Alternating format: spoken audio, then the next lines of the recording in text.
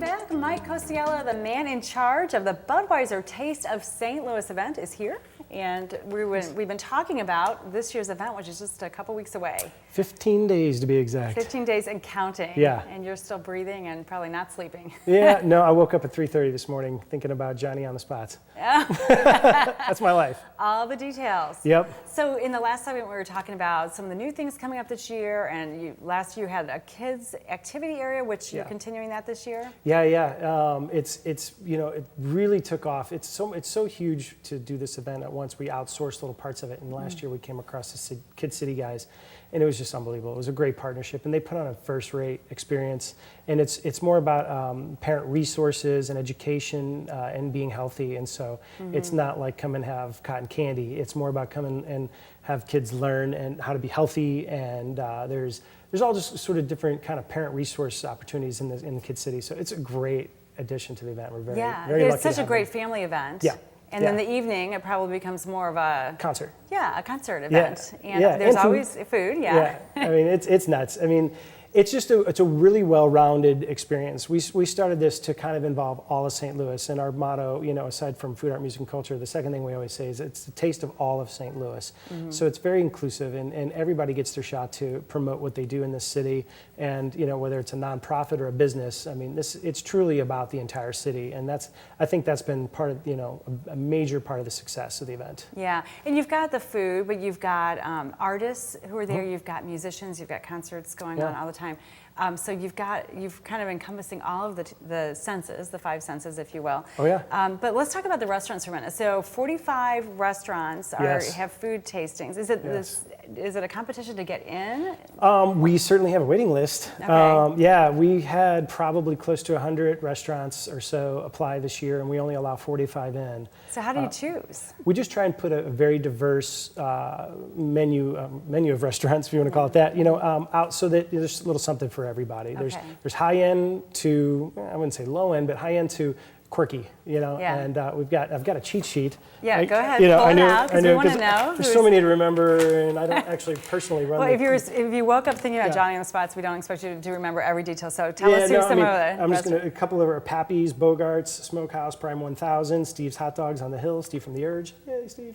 Ruth Chris Steakhouse, The Drunken Fish, Sugar Fire Smokehouse, Tortilleria, Yamanja Brazil, and then Tagine Irish Pub. So I mean, it's something for everybody. You know, we really try to. And you've got some established restaurants, some new restaurants. We usually have probably about 60-65% return, and then you know we usually do 20-25% new each year. Yeah, great. So each restaurant establishes their own menu, their own prices. Yeah, the menu has to reflect what they serve in their restaurant, though. That's very big time strict rule with us. You know, everybody can't come and serve sliders or garlic fries. That it has to be on their menu. We make the restaurants submit their menus in advance, and then we check it. We cross-check it against their menus online and in person. And if we feel that it's not exactly what, you know, doesn't represent the restaurant or isn't on their menu, we, you know, get in touch with them and tell them that they have to change it. So you are getting a taste of that restaurant, not a taste of what they think is going to sell best. Right, exactly. That's a really good sort of method that you go about with selection for everybody that's coming down. Yeah, and it's marketing for them. I mean, you know, they should serve what they serve every day so that people could come back and enjoy their restaurant. You know, and that's what this is. Even though they do well and they sell a lot of food, it's about marketing for them. You know, the heart of the event is all the restaurants, and it, you know, by them coming and showing what they do best, you know, people will remember that and go to their restaurant afterwards. Yeah, exactly. Now, are the restaurants preparing the food on site? Oh, yeah. Okay. And running out often, you know. Running out of food. 4 or 5 times a day. You know, you know, we have these runners that go back and forth all day long and run out to their trucks or pick up deliveries at the corners and bring it in. But yeah, no, they're cooking. Everything's fresh right on site. Yeah. So now going back to just the administration of putting on an event like this, the management, I know you were telling me you've got 4 full-time staff people year round. You guys are doing a lot of other events as well. Yeah. Do you have to hire a lot of temporary help that weekend? Yeah, we've got great people working with us. I mean, there's 4 in my office, but then we have probably a staff of about 7 more that work at least half of the year on this with us. Yeah. And then you've got more who come in that weekend.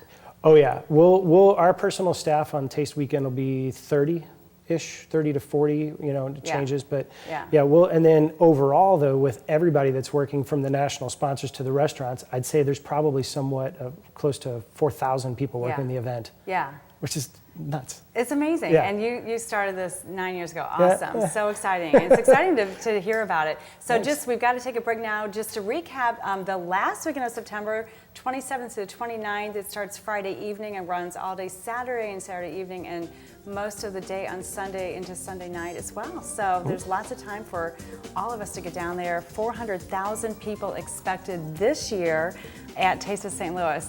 So the culinary scene is truly hot in St. Louis, and we've got more tastes to come after this break when we'll be joined once again by Sarah Graham of Dish Crawl. Stay tuned.